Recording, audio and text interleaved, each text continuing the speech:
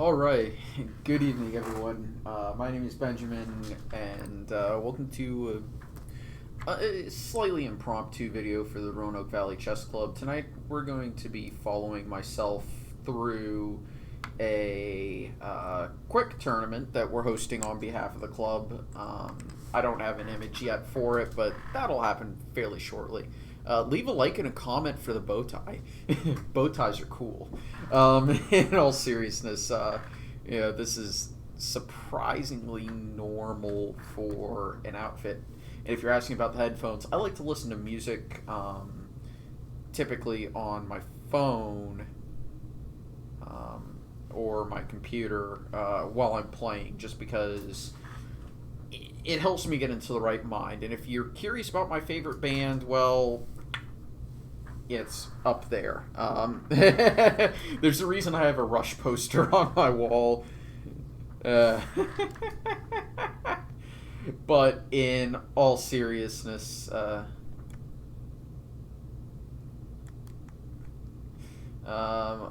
right, who just joined in? Okay, Chris is in, Willetta's in, Drew's in. I don't remember who. Oh, yes, I remember who he is. Okay, cool. Okay, Gambit. Yeah, okay, and yeah, alrighty. This should be fun. This is going to be an interesting tournament, all things considered.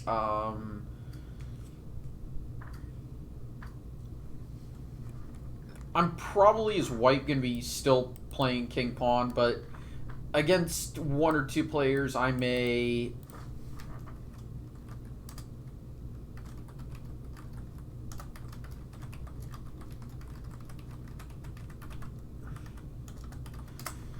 Yeah, sorry about that. I had to answer. Yeah, I may consider playing Queen Pawn or even C4. Knight F3 is certainly a possibility for me. As black, against King Pawn, I'm a pretty set in my ways Sicilian player. Against D4, I am a pretty set in my ways Grunfeld player. Same goes for C4 and Knight F3. I try and get a Grunfeld setup.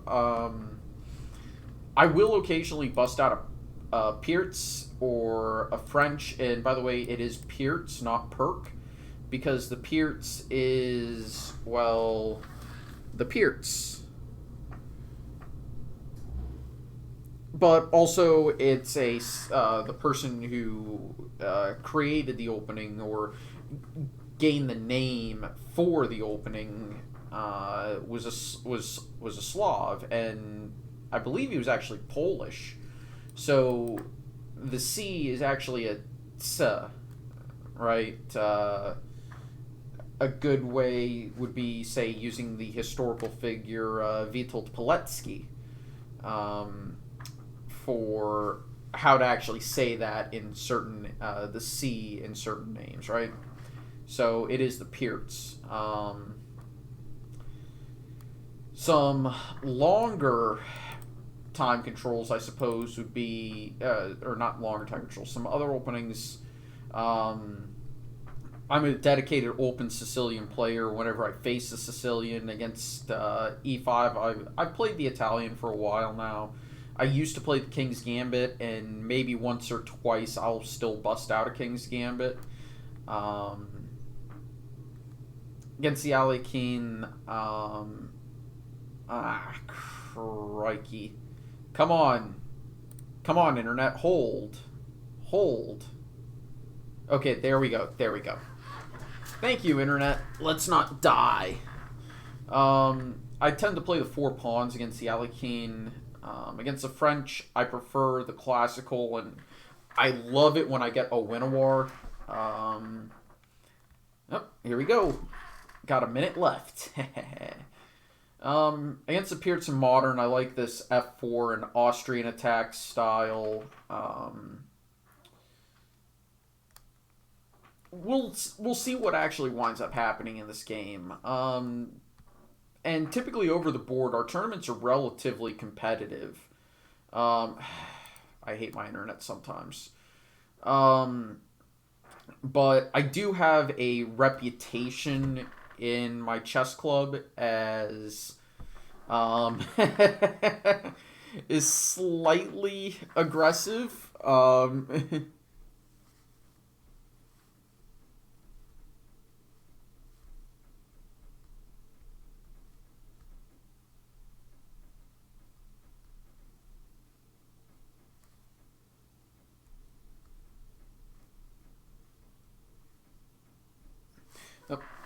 And I have the white pieces first against, okay. I'm going to play king pawn. Oh, man. He's just a touch early. Scandinavian. I like actually transposing to a Blackburn, or a Black-Mardemer gambit. Because, well, Black-Mardemer is fun. But also because I don't like inviting, okay, ooh. Interesting. This could wind up being like a really bad Caro-Kann for my opponent. Or a really bad French. Oh, if he plays knight here, I could exploit that maybe. Bishop d3, d7 if he doesn't play anything on the king side. Yeah. I'm just going to go ahead and play bishop d3. This actually sets up a relatively nasty trap if he plays, say, knight c6 to take advantage of that. c5, the trap also exists. Because I play d7. Yep. Okay. d7. The correct... Well, I mean, I would... If he takes... We're going to see what the whole plan is. Okay, queen here. And this is fairly easy tactics. G6 is the only move. And then... Who wants to see me sack my queen? Way to kick this one off.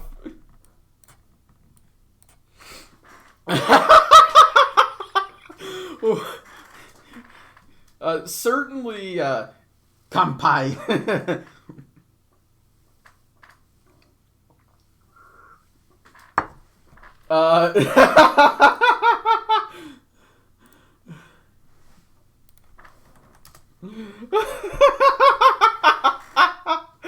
Okay, so let's go.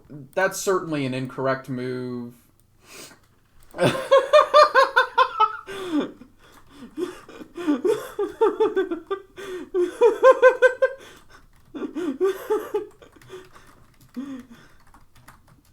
We've all been there. We've all been there before. Okay. Certainly this was the correct way to handle it. After here, typically knight here, f3. And white has maybe compensation for a pawn, but more than likely probably not. You don't want to go all the way back, but you also don't want to lose too much tempo, so you kind of don't want to do that. Anyway. Oh,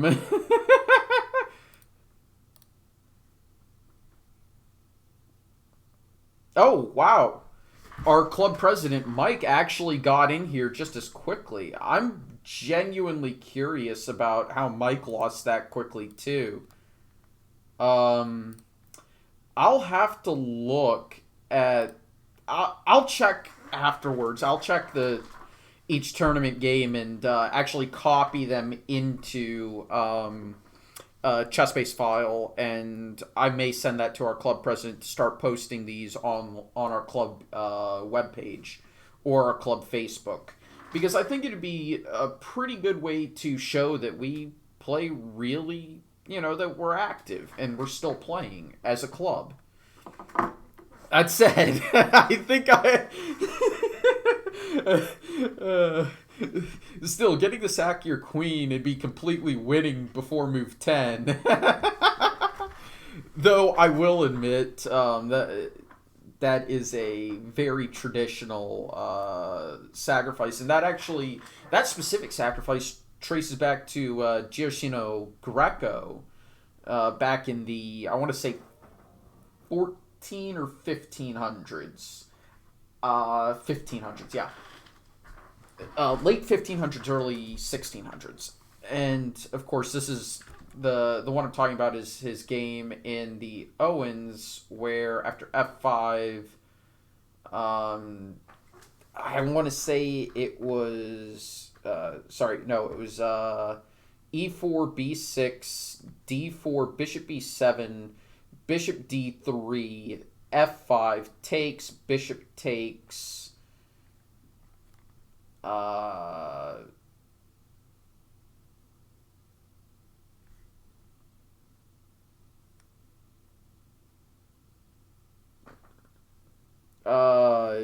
Queen h5, g6, pawn takes. No. Yeah, it was pawn takes, bishop takes. Though I have it in my mind that Greco sacked his queen, but the pawn was on f5, not allowing me to do that.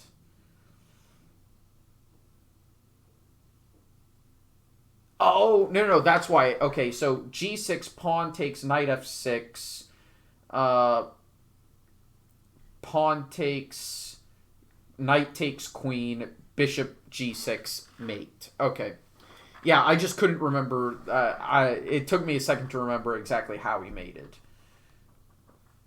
But let's go ahead and look at one of our other games. Okay, they're going to take their time. Who has... Okay, Drew has... So Chris has the white pieces. Let's see what the opening was. And, of course, Drew likes the Sicilian.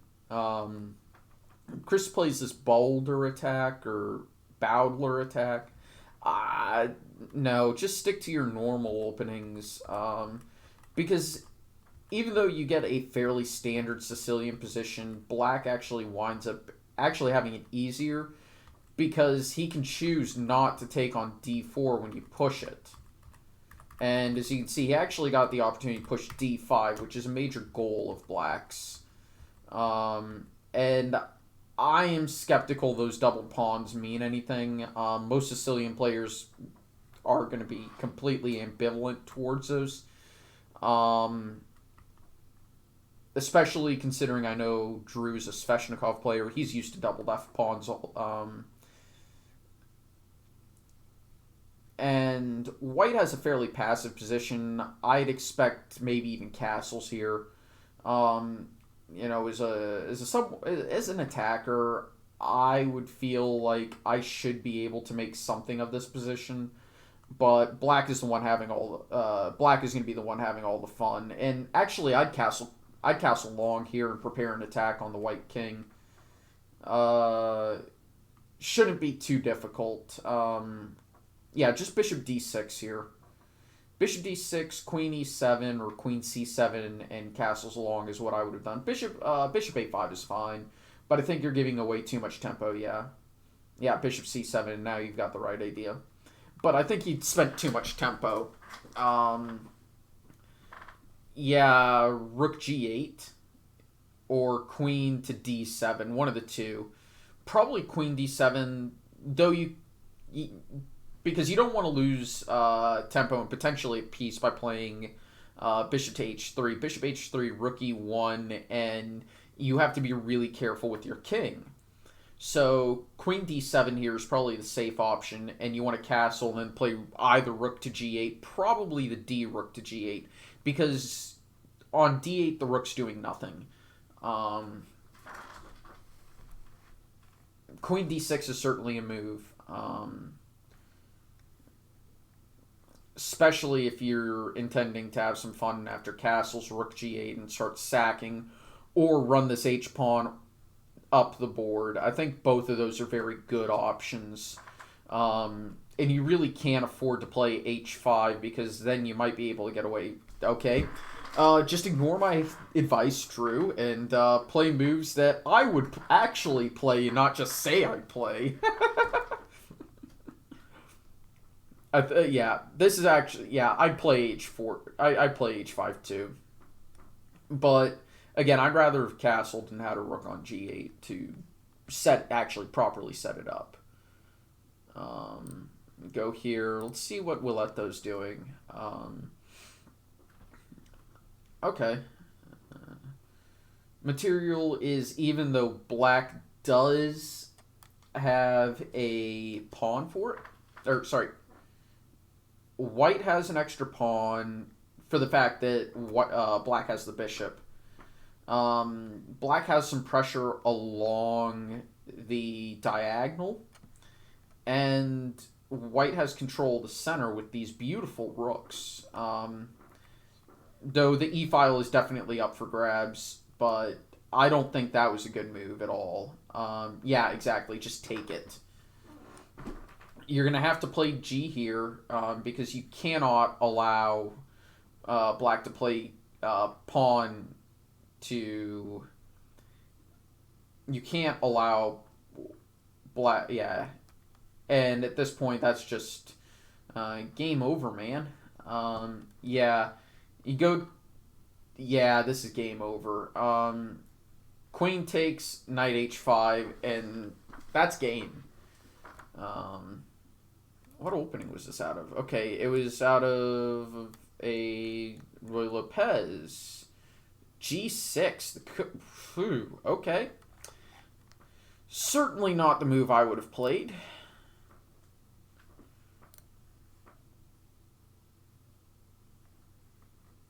Alright, that's certainly a move. How are we going to end this off?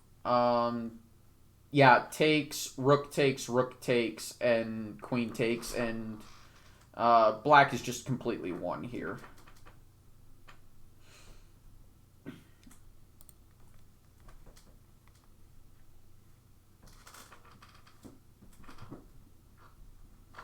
Preordained, a prisoner in chains, a victim of venomous fate. Yeah, okay, that's the only move. Oh, that's an easy checkmate.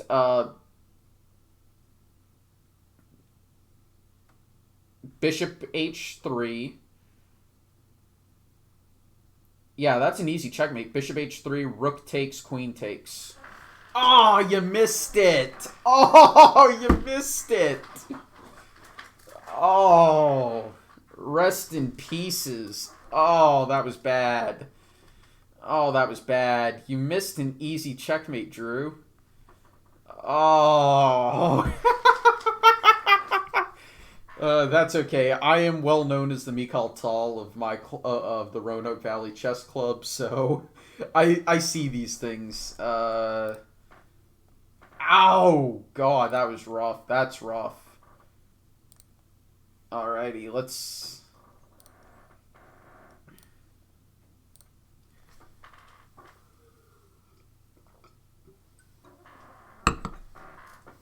Man, I'm disappointed.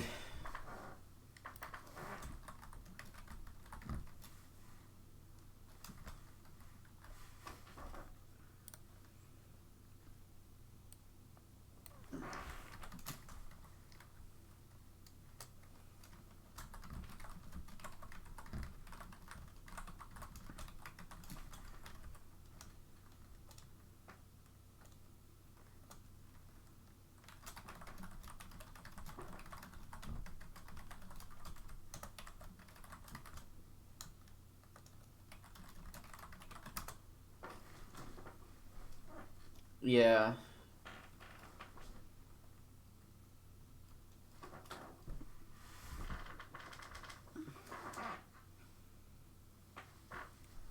But, I mean, bishop h3 here, king there, rook here. I mean, even in the position here, the real question would be bishop h3, king h1, and then you're actually having to figure out how to crack that structure. But maybe it doesn't matter if you play bishop check, because if he goes here, you could play rook here, queen here, and that bishop is actually extremely well placed to block any checks or flight squares. And it's also a very useful mating piece. And any added defenders can be prevented. So maybe bishop h3, king g1, rook takes, queen takes. Yeah, I mean, it's just not a good situation. I'm gonna, you know, there we go.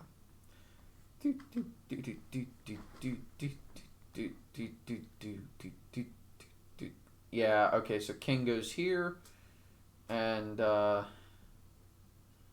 yeah, I mean, this is game over. Yeah, that was to be expected already. Gonna exit out of that, and we should be getting the next round started pretty quickly. So it's only 3 rounds, which, okay, fine. Alrighty, clock start in 10 seconds. I will occasionally also play e5 or French, and you know what? I think I'm gonna play e5. Let's play normally now. I'm actually genuinely curious. Okay, so fairly normal. I'm expecting a Ruy Lopez, or I call it Spanish game most days. Yeah, okay. I'm expecting an exchange. Oh, surprise. All right, we may actually be heading into a no, we're not going to head into a martial. Now you don't ever play b5 until white is actually threatening to take this pawn if he exchanges, and the way he does that is he protects this pawn. So now I play b5, right? And I can safely play here, castle. I'm expecting castles too. Oh, d3, that's also a way to play. I castle. I actually think I'm going to play with a Briar setup. Now, here's the interesting thing. I can do this because guess what? My bishop is actually allowing me to, say, take this. But I want to get, I want to keep that knight pinned. I don't mind him playing here and then sacking, because his king actually winds up having a lot of issues in that variation, and that knight is not ideally placed, because I can play queen f6, queen here, and then actually defend it, or just queen f6 in general, which would force him to play king to g2. And I've got some manner of tempo. Okay, so how do I want to play this? Well, I can certainly play here, and this undermines his bishop on g5. Because his bishop is supported by this knight, but admittedly his bishop is not supported because the knight is pinned. But it further undermines it and weakens it. Bishop d5 is an interesting move here, but he'd be forced to take with the pawn in the event that I take the knight, which is probably what I'm going to wind up doing. And then bishop d5 is not it's not a threat, because I can just play here and take it. After knight takes, I take the bishop, and that's material for me. Okay, how do I want to play this? I can avoid taking that. What I need to figure out is how to improve my pieces.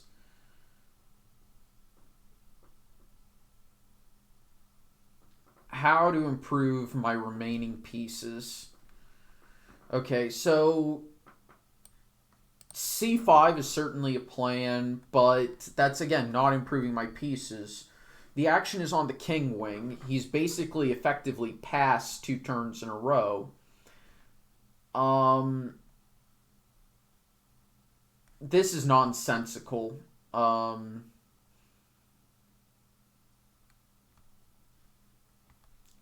D5 again. Pawn takes, knight takes, and I do get the piece back. Don't get me wrong. I do get my material back, so maybe that's an option.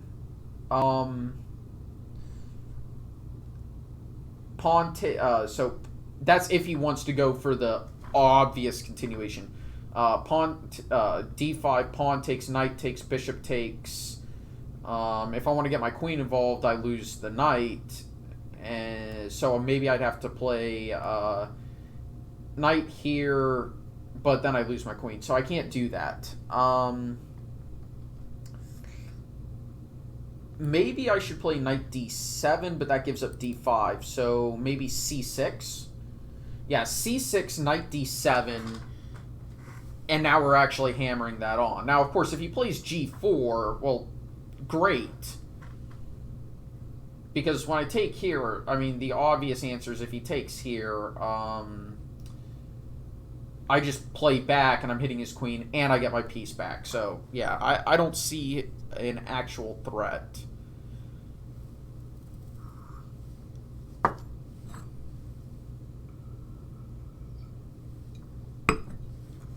Of course, the idea of c6 is basically just to keep anything off of d5 when I play, yeah, knight here. And c5 would actually be a good square if his king wasn't in a bit of a pickle because of my material situation, right?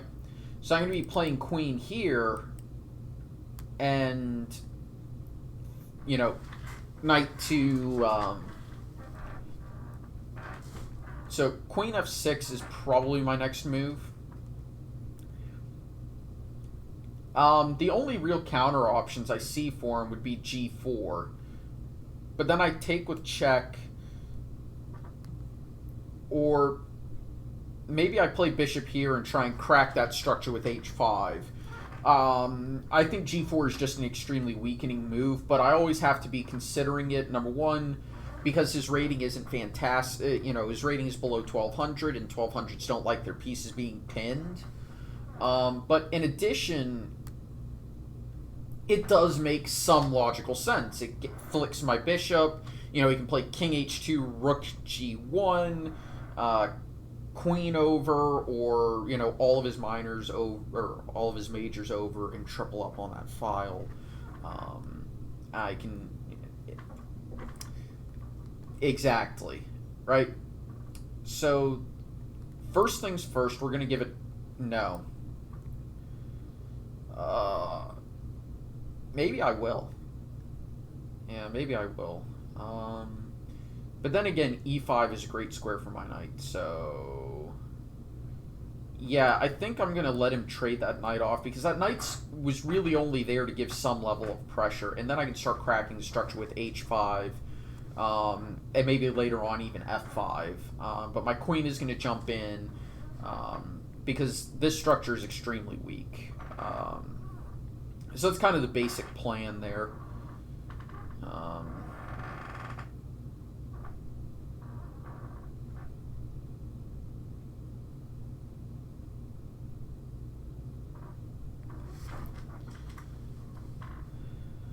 So as you read this, know my friends. But that's kind of the basic idea that I'm doing. Now, by the way, I'm going to try and record every tournament we host here online. By the way, that knight does have to move, and maybe he's going to go to here, so maybe that'll give me the option to play knight to e5. Knight b1 is certainly an option to play knight to d2 and knight to f3. Okay, that's what I expected. Actually, let's go ahead and... Okay, but that allows f4, so we're going to go ahead and play here. Take aim at this h3 pawn. If king g2, I mean, obviously I'm working on trying to figure out the best order. Knight e5 is certainly good. I've got a lot of ideas in the position of knight e5, knight g4, h5. If hg, I mean, it's crushing, obviously. And I've got bishop here, and then knight e5 just threatens. But knight e5 is also certainly okay. Why is that suspicious to me?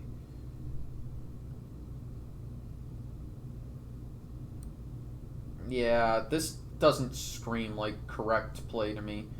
Now obviously I can't take with the f pawn because the bishop pins it. So it does slightly weaken my ability to crack that structure. But if he takes that bishop, I take back, and I've got h3 because f3 is covered. And that actually would be close to mating. Yeah, he has to be very careful that maybe he takes it and I don't even bother taking back. I just play... Yeah. How is he stopping that?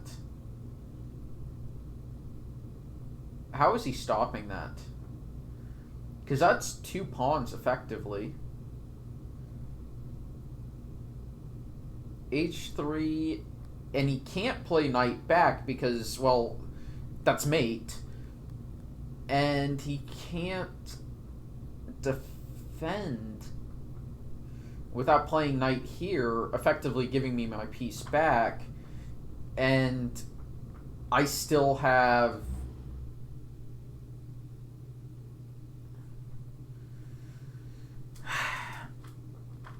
Knight takes, queen takes f4.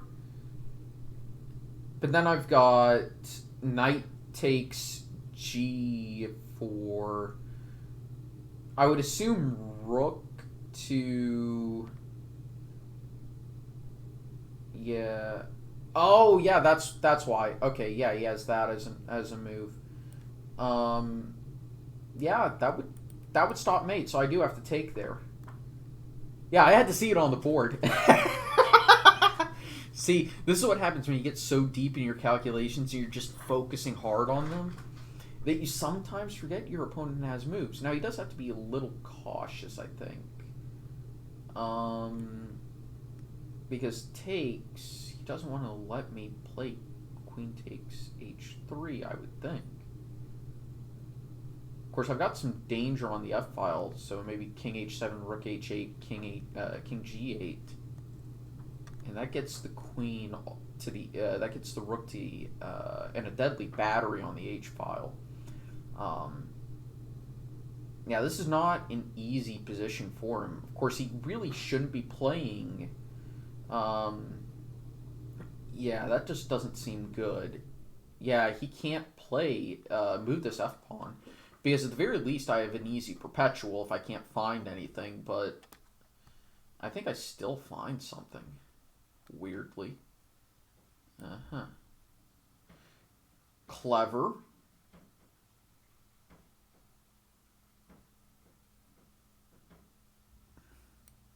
Yeah, let's play that. Again, I don't trust this f-pawn move, for various reasons. Though maybe it is effective in this case because... But then trading that off and... I still have all of my pawns. Did he just blunder? Yeah, that's a blunder. He has to take with the queen.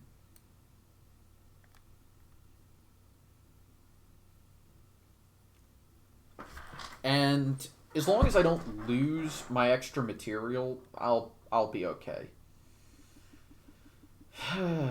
So what is this effectively? Queen for a minor piece, and I actually have an extra pawn. And I should be working on considering moves like c5, rook e8, f to e8, by the way, just to solidify this. I don't actually mind these double pawns either, and that's the crazy thing. So if the queen weren't defending this square, let's say the queen were on d2, that it'd be checkmate.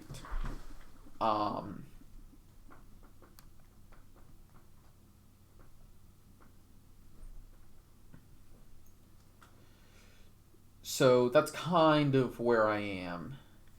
So, really? I spent 2 minutes on c6? What? How do I spend 2 minutes on c6? Oh, yeah, okay, that actually makes some level of sense why they're... Yeah. Okay, what was the opening?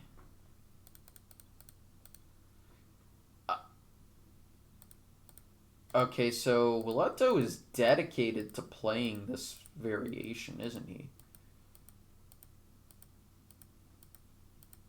And it looks like Drew really knows his Spanish. Jeez. That was expert level maneuvering of that knight. That was beautiful. Knight c3, knight there. That was beautiful. That was absolutely stunning. That was beautiful watching that knight dance. Oh, that was... Oh, wow, that was awesome to watch. It was knight here, knight here, knight here, knight here. That's beautiful, Drew. That was really well done. And actually, Drew has a massive... there we go. I got my arrows. Drew has a... I'd say he has a positional edge here, and actually maybe even a solid positional edge. And he can consider working against the dark squares around this king. That's going to require something like maybe bishop here, queen here, and then bishop here. I think that's an effective battery. It's going to be really hard to dislodge this knight for a couple of moves at very least. Bishop here is also interesting because f6, never play f6. And you can't even do that because knight takes. So bishop here, really, that queen is trapped. That queen is basically trapped. Okay, so how do we break through there? Bishop here, and you don't have that option. But a queen is really inactive, and that's an easy tempo gain. And you can really weaken the dark squares by doing that. As a matter of fact, bishop here, takes, pawn takes. And that rook is trapped for the time being because queen is here, meaning that you can play, what, queen here and then knight here. Ah, he missed it. Okay, but he's looking at this, I would assume he's looking at a similar idea because where's this knight going? Yeah, okay, c6. Seriously, though, this is really good working against this castled king in these dark squares. Bishop, like I said, bishop g5, queen e8, bishop f6. Black can never take this, and you can start considering ideas, maybe even a rook lift. But I wouldn't do that. I'd focus on queen to d2, knight here, maybe even take this ourselves. Maybe not. a3, that's a good solid move to break out and win on the queen wing. Like I said, I still think crippling these dark squares is a good idea. But then again, black's position is extremely passive. So destroying this side of the board is probably an effective way to win. And it is thematic in the Ruy Lopez, the Spanish game, right? It is an effective way to break the Spanish game. Take it, rook here.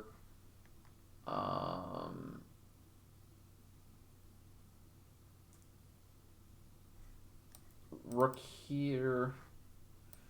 Takes, queen takes. Okay, that wouldn't be very good. So, but I can't help but think that couldn't be wrong. Especially with how weak that pawn is.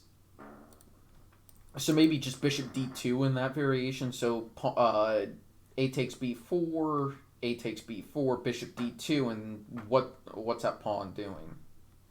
Isn't this just winning a pawn for white? Yeah, that's what I expected. That's how I would do it, yeah.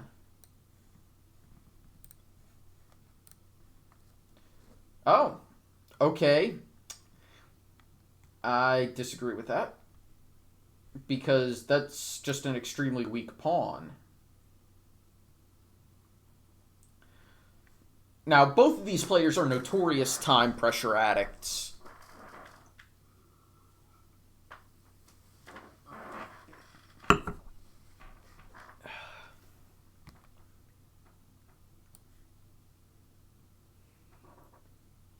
Rook here is also a good move. A good counter to Rook A8, as an example, right?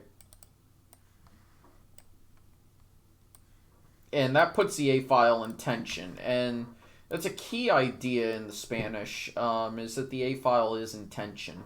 Now, obviously, we do have maybe not an official closed Spanish, but it does have the nature of a closed Spanish. That said, I can't help but thinking doubling up those pawns and making them isolated and doubled is a really good idea. So, for example, bishop takes knight, pawn takes knight. Okay, that also works. Trying to win both of them. But white's got his breakthrough on the queen wing, and black has failed to do anything in the center. His position is extremely passive.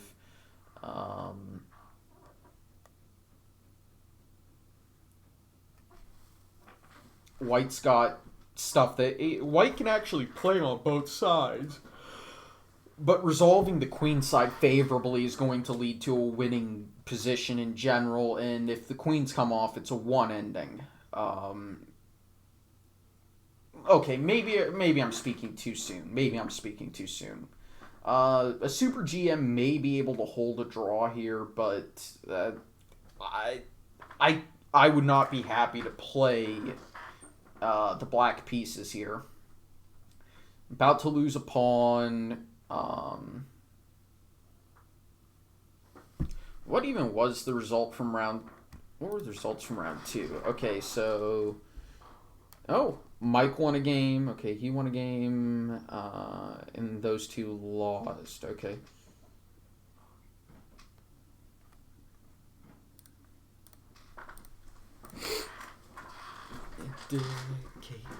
Yeah, that's what I expected. I see no reason not to take it. You do actually win that pawn. Sure, you get rid of your dark squared bishop, but his dark squared bishop is so bad that it doesn't matter. That's how bad his dark squared bishop is. You can even anchor this knight in and not even resolve anything on this side of the board. And that's possibly best. Okay, that also works, and I'm expecting, yeah, I was expecting rook there. That looked like a pre-move. Bishop here. Get this knight into d6.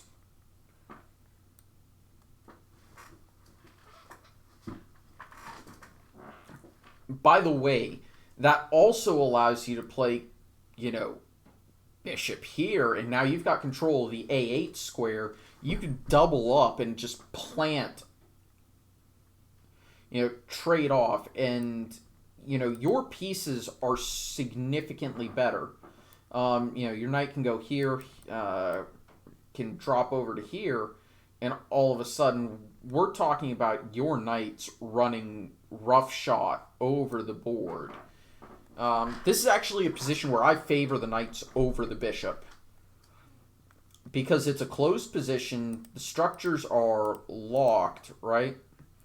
And these knights can fill these holes. It's very difficult for black to access the hole in white's position because he has to get to maybe... No, he can't even do that. He has to get to... He can't do that either. Okay. I wouldn't trade this knight. This knight is too strong. Like I said, I want to play here and start considering finding a way to push this pawn. This is also certainly a good move.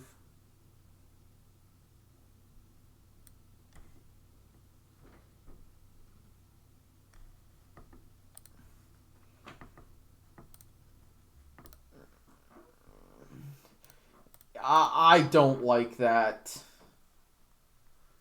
I think that was just a waste of time. You know, he spent a minute on rook c1 and then another half a minute on rook a1. I can't. No. Okay. Play bishop or knight to that square, or even rook to that square. Because now, I mean, I can't complain about that position. I mean, seriously, look at that.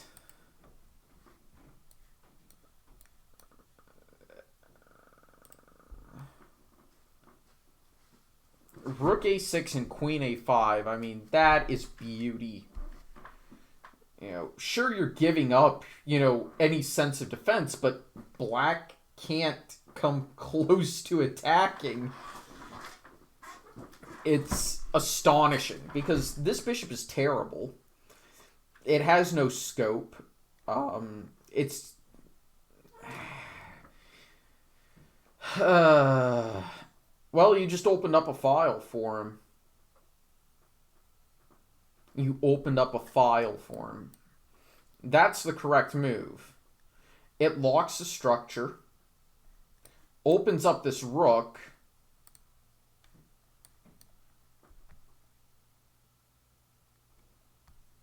Cinema, show me the way to get...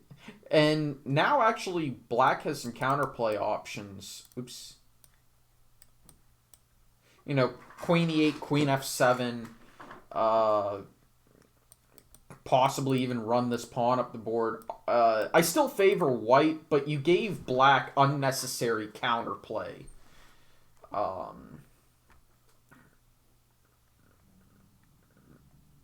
Obviously, I'm expecting queen c5, so, you know, again, it's not the end of the world. Yeah, queen c5 is probably the move I would play.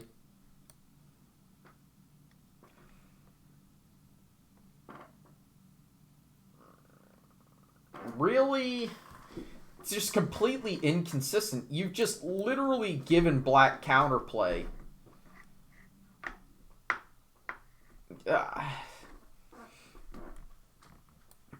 Yeah, I know. The tactician giving, yeah, the tactician is giving white advice on positional play.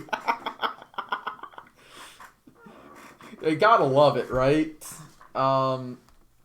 Obviously, we're looking to play h5 here.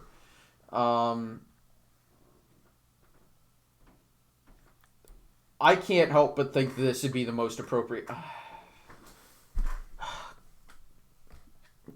Good God almighty. Just... Why? Why? Why do I even bother? Why do I even bother? Like I said, h5, we're improving our position rapidly. You know, we can trade queens. Maybe not immediately, but yeah, h5. I would not want to play knight here, but I'm expecting him to because I don't see him taking knight f6. It loses a pawn. Yeah, exactly.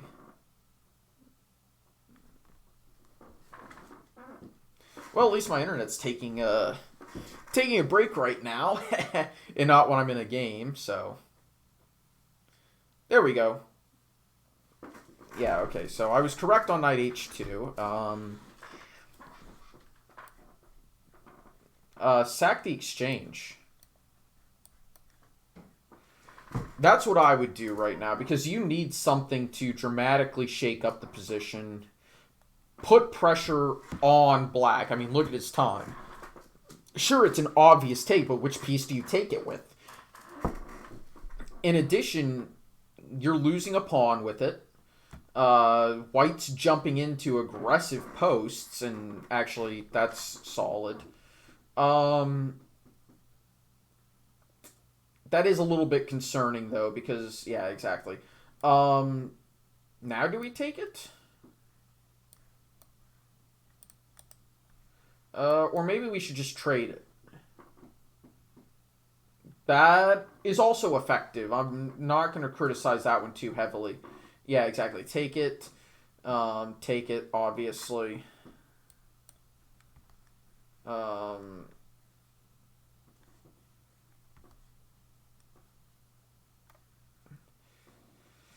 I want to say queen here because that bishop is a very effective blockader.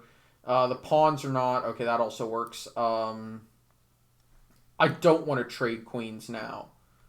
That's also effective. Targets two very crucial pawns. Yeah, black is bust here. I mean, I thought white had an advantage, but I thought white was giving him way too much counterplay. Yeah, we'll let those. Gonna lose this game. Okay.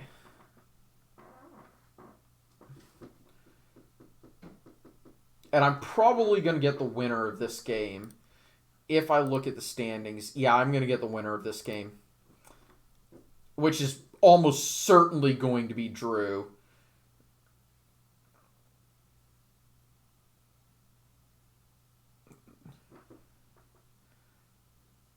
Jeez. Well, yeah, that's effective.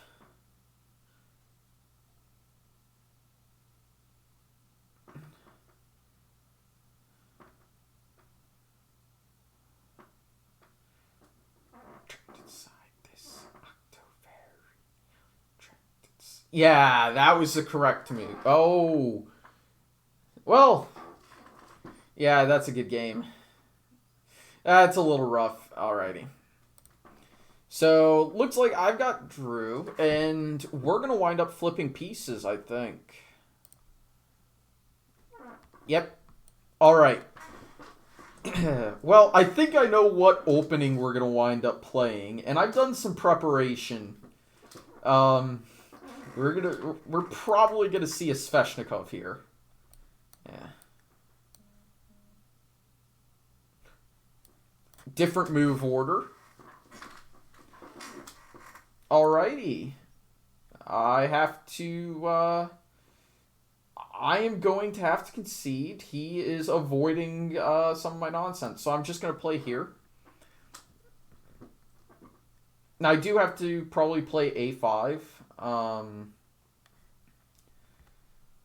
But knight d5 is certainly a massive problem. So a5 with the idea of playing knight here, knight c4, and I've got access to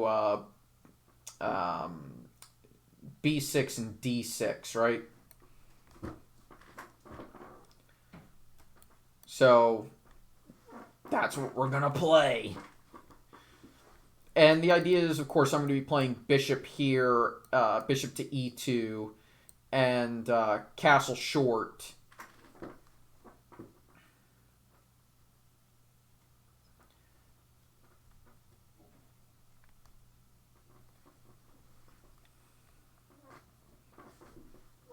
I will admit that was pretty clever on his part to get a Sveshnikov position without facing my preparation. By the way, if we had gone into an actual Sveshnikov, I have this little nasty move, and I've had some decent results in it. Not bad for some home-cooked nonsense. Bishop e3 is certainly a move I'm probably going to wind up playing.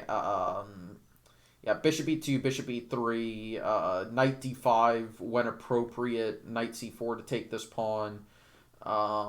Obviously, I'm going to force him to play d6. I might actually just play knight d5 even without disrupting this knight, because my queen actually winds up being a very useful... Okay, that's certainly something that can be done. I don't expect him to play knight to g... He's not going to play it because that loses a piece. Yeah, it does. Because knight g4, queen g4, d5, queen g7. So I'm both threatening this this e5 pawn, probably forcing d6. I'm preparing bishop to e3 without losing... sure, I'm going to lose the bishop pair, but I'm going to be covering up this hole, and I'm going to wind up having a knight there permanently. Or at least a minor piece there, because I'm going to play my bishop to c4 after this knight goes to e3.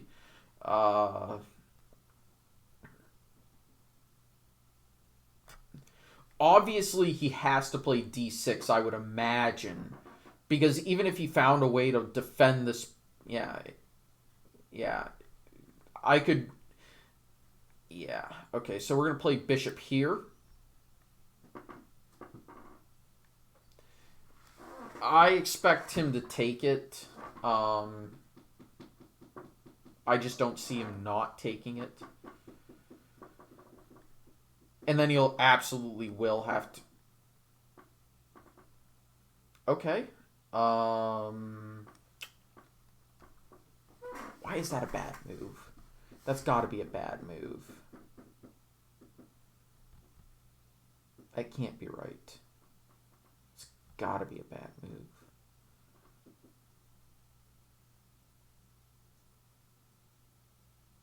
That can't be a good move.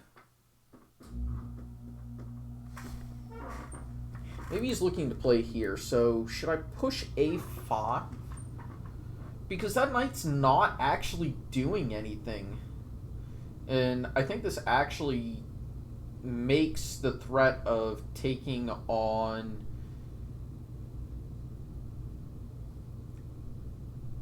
This might actually make the threat of taking on...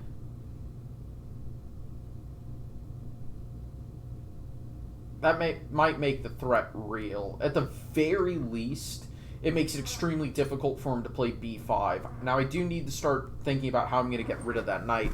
And I don't want to take it.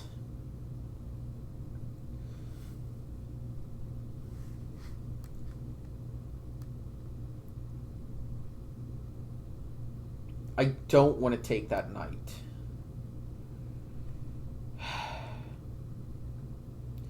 Maybe I should consider queen d2 castles. That might actually be effective. By the way, knight a4 is actually a threat now. If I defend with this pawn with, say, f3, bishop d3, that actually might be... Yeah, bishop d3, d5 is not possible because pawn takes at the very least. Yeah, exactly. Yeah, let's play bishop d3. He can't threaten my queen because f3 picks up the tempo and I castle short.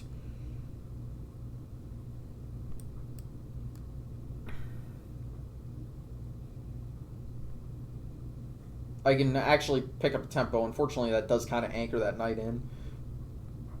But maybe after c3, that doesn't matter.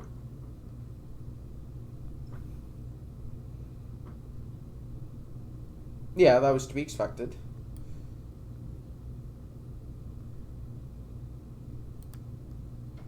Maybe just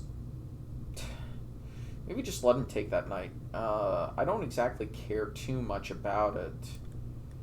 So, of course, d5, and I still think I'm in a good way, so I think castle short is the correct move here. I don't mind giving up the, up that knight for bishop. Okay, yeah.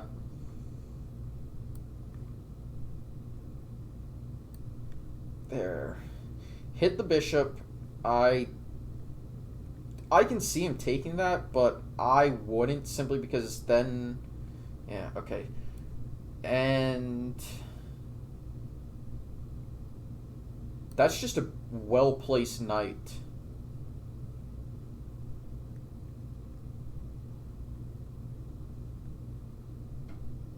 That bishop is shut out, by the way.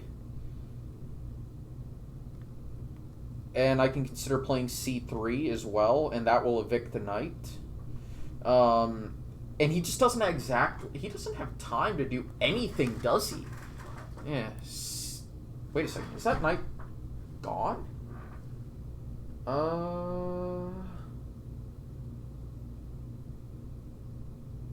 Okay, so... play here. His knight's going to go here. I don't take it. That's the important step, is I do not take. I do not take. And the best part is I don't have to weaken my king side. I do need to be a little careful I don't put all of my pieces on the queen side and get checkmated over there, but I don't think that's going to happen. It's kind of hard for him to actually get any attack going. I can't play queen b3. That knight has to go somewhere. Okay, b3. I suppose that's reasonable. He's, of course, threatening a5. Is there a good way to actually defend that?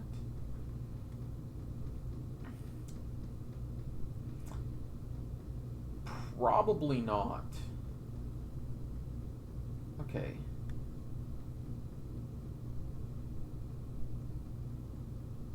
I don't want to play knight c4 because it kind of does all the work that I've done on that side of the board. Maybe I let him have that.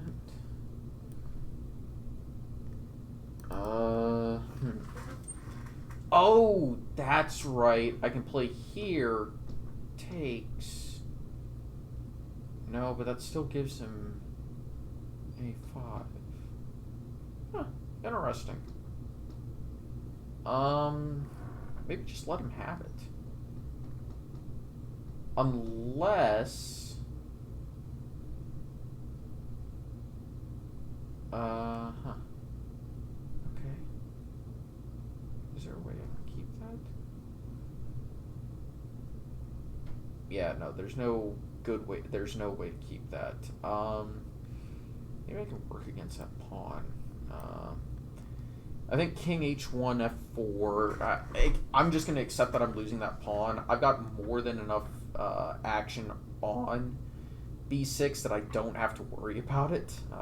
I'm shutting down that queen side way too well because he just doesn't have an effective way to actually get at my knight, because I got 2 major defenders. Takes. And, okay, it's 3 minors for rook and bishop.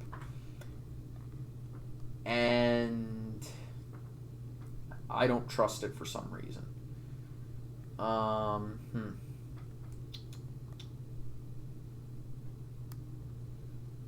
think king here. Why do I not trust that? Then again, I do have b4. But that loses that pawn, so I don't want to do that.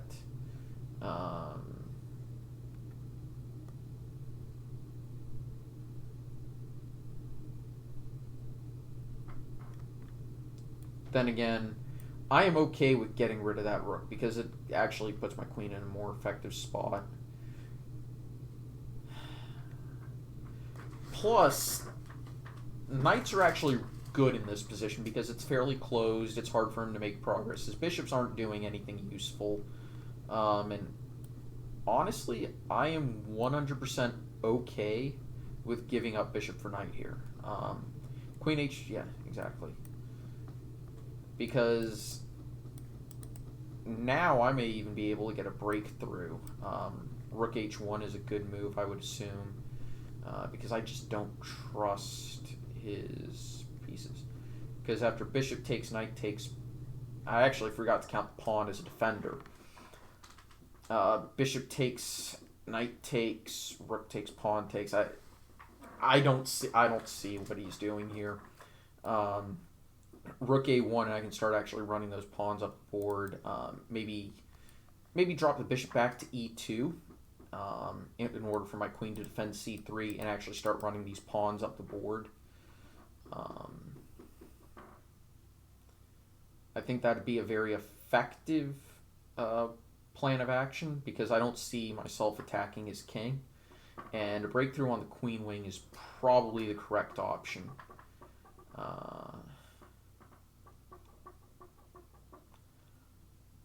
Especially considering the positional domination I have, especially with this knight here also defending that. So I can actually consider rushing those pawns now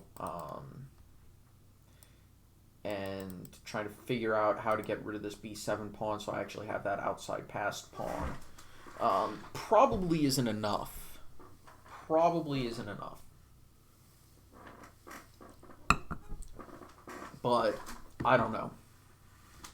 Obviously, whenever I force him to spend time is good, because right now he's evaluating certain aspects of the game. And yes, it is an exchange down, but I don't see where he's making his breakthrough. D5 doesn't look appropriate because I take, bishop takes, queen takes E5, rook E8. Yeah, you can't do that because I take his bishop. And, of course, my queen's defended by my knight on B6. So he can't push D5 because I win a pawn, or not win a pawn. Actually, I might, no. I might be doing better than that. Opens up my bishop. I can play bishop E4, hit that. Which would, yeah, I do. Okay.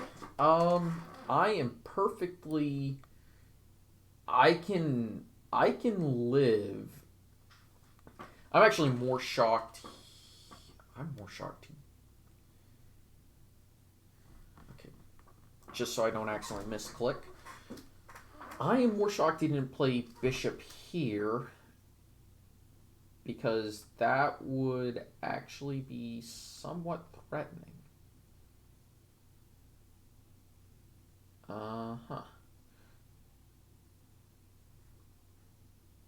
But I think he's trying to take advantage of the fact that I take. I can't play take. Though that'd give me a bishop and a rook for the queen, but I'd lose that pawn. And yeah, I don't like that idea.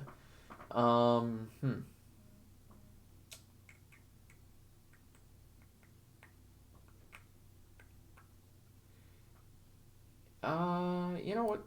Since I have zero intentions of taking that rook, I'm just going to take the bishop and play b3. It's fairly solid position. My knights cover everything. I get to play rook c1, and maybe we can start advancing. Maybe even play c4. I don't see him sacking the exchange. Yeah, exactly. Okay, so now I play here, c4, and we're starting to actually do some level of, some effective control. I can play that. Yeah, that's to be expected. But the beautiful thing is my queen can take, and I don't really see the purpose of playing f4. Because I really want to control this square, and having access to d5 is just good. So, okay. Prove me wrong again. Now that I got c4, I can actually move this. Yeah, okay. Shocking. I know. It's not actually shocking, honest. So, yeah. But he's not really threatening anything. Maybe he can play queen here, but something tells me that's kind of suspicious for whatever stupid reason. Why is that making me a little suspicious? Maybe why.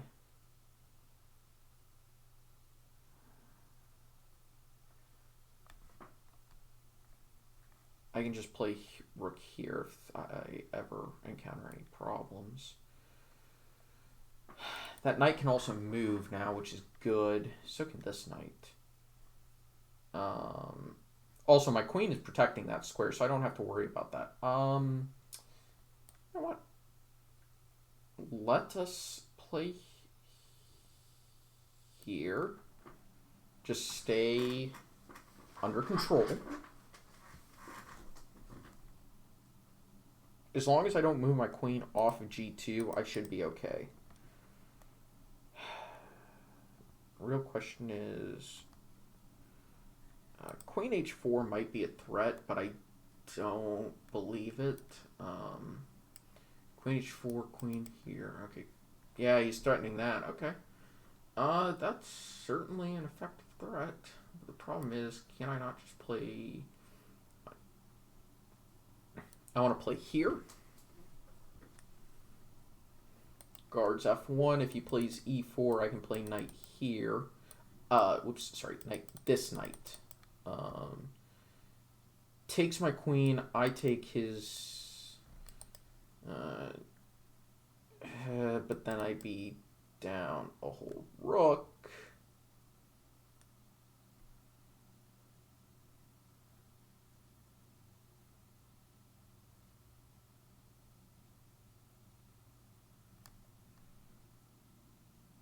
But maybe it doesn't.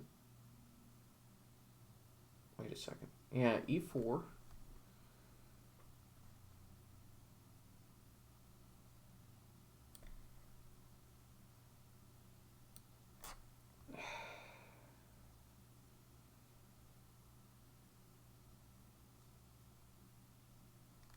I mean, I'm probably gonna lose this game. I didn't see this idea, obviously. Duh. If I had seen it, he wouldn't have played it. And obviously, I think I just lost material there. Yeah, I'm just. I mean, I'm down a rook, and I've got no real compensation. Yeah, exactly.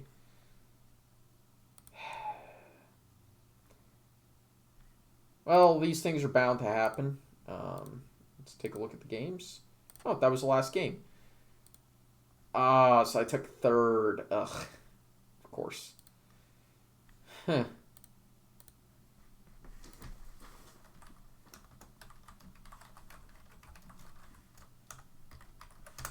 Well, thank you all for watching. I hope you enjoyed. I'll see you next time. Take it easy. Bye.